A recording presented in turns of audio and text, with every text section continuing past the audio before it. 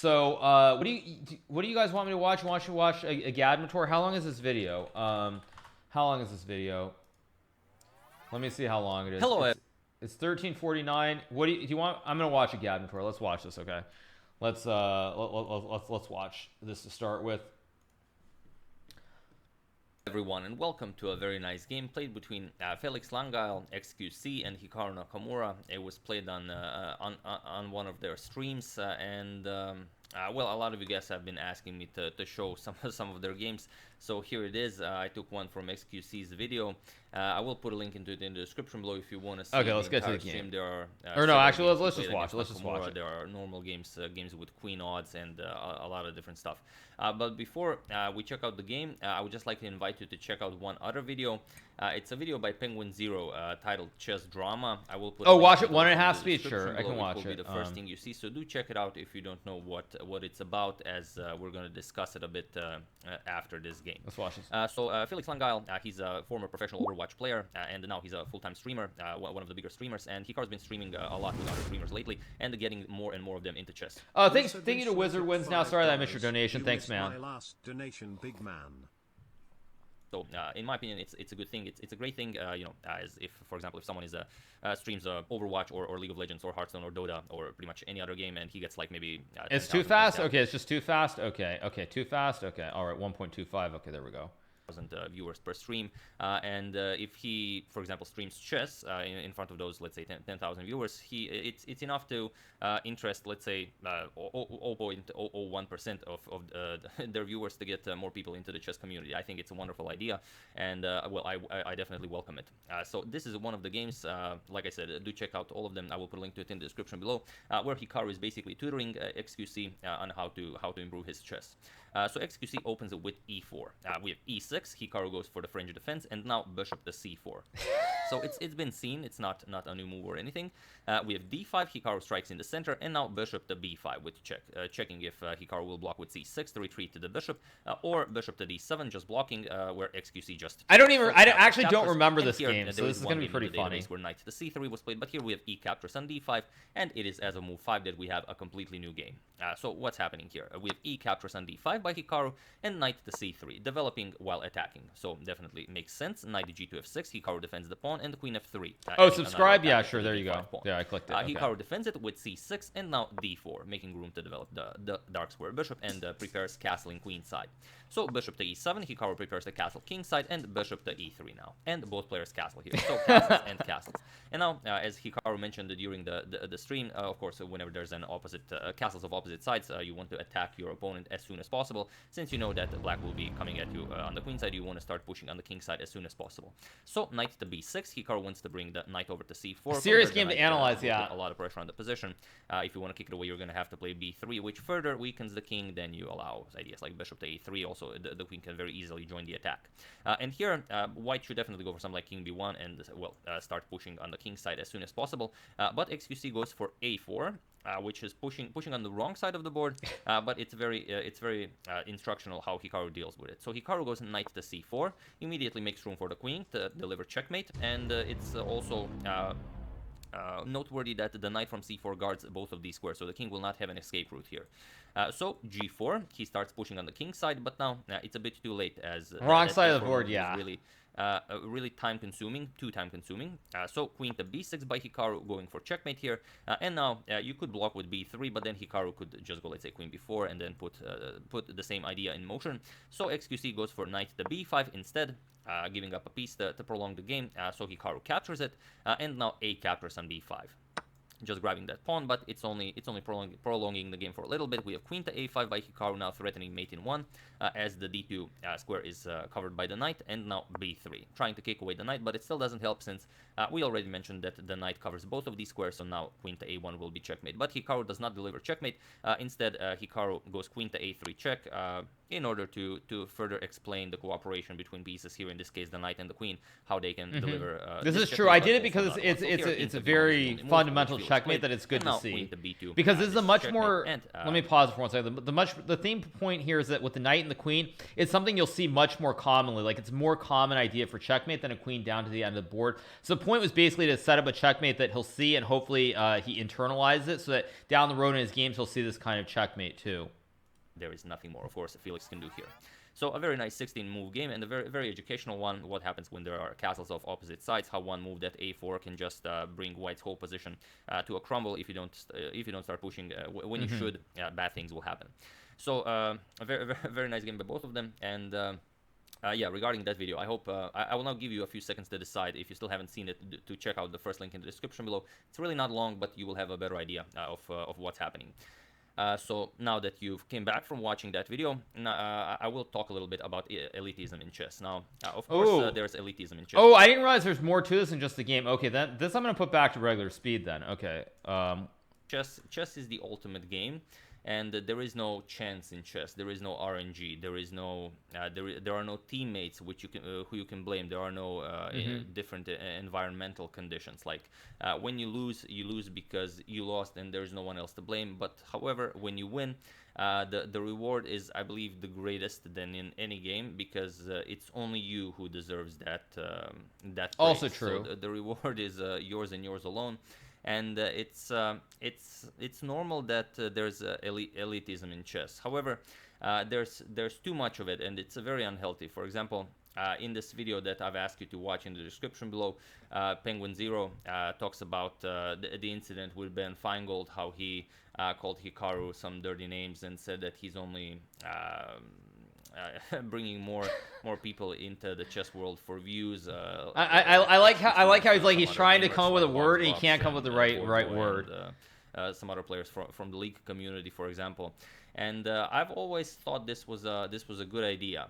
For example, I learned like maybe 2 years ago that Voyboy also plays chess, and I immediately made a video on one of his games where he was simultaneously playing Yasuo mid, and then, you know, when he was going back to base, when he was buying, when he was returning to lane, he would play some chess moves, and I thought it was very exciting. I immediately showed that game because I saw it as an opportunity to introduce chess to other players in the league community. So here it's not much different, and I don't know, I really think it's a good idea. But regardless of what the video in the description below says about Ben Feingold, I've experienced elitism in chess on myself plenty of times, for example in real life and on the internet as well. I remember some maybe 12 years ago, when we were playing in the Croatian Team Championship, and we had the opportunity of meeting some grandmasters there, but you couldn't really talk to them. They always walked together, did everything together. It's like it was like if you're not a grandmaster, you're not even allowed to talk to them. And it was very elitist. I didn't enjoy it, and I don't think anyone else did. But I also remember when I started the channel, everyone was, well, not when I say everyone, I mean mostly negative people were saying that I have no place showing chess games, that I shouldn't be explaining chess, that I shouldn't be even enjoying chess publicly online, because I'm not a very strong player. And it's funny because although elitism in chess is ever present, it's not only present amongst the elite, only among elite players. I've had cases where even weaker players than myself were saying that I shouldn't be like having a YouTube channel, I shouldn't be showing chess. So it's I do understand where all of this is coming from, and it is well, it's I don't really mind all the negative comments that I've received on the subject throughout the years, but someone who is maybe wired differently, you know, mentally than myself would easily give up on what he's doing, or it would really take a toll on his mental health, or I don't know, it wouldn't be. It's just bad for introducing new players into the game of chess, and it's also just terrible for the community. So that's why I've used this quote above the board for this video. It's probably one of my favorite chess quotes. It says, "Chess is a sea in which a gnat may drink and an elephant may bathe." saying that it doesn't matter how strong you are or how weak you are, chess is a game for everyone because everyone can enjoy chess. Like even if you just know the rules, you can still enjoy it, and you can see this everywhere. You can see this in bars, in libraries, in the park, pretty much wherever, in schools. Doesn't matter what's the level of your playing strength. If you can enjoy chess, then chess is definitely the game for you.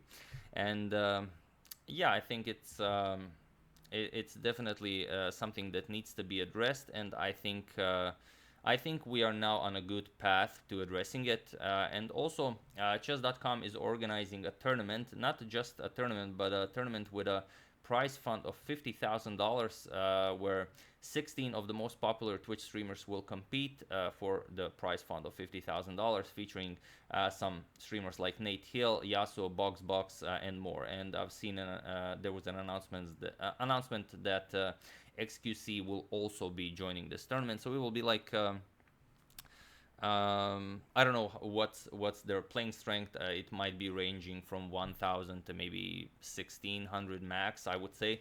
And they will be competing for a prize fund of $50,000. And these are extremely popular streamers, so it's not. I don't believe for them it's about the money. I do believe they have plenty of money, but it's so many chess streamers from different games will be playing and streaming chess. I think it will just be a new boom for chess, and it will enlarge the community like tenfold. I think it's going to be great for chess.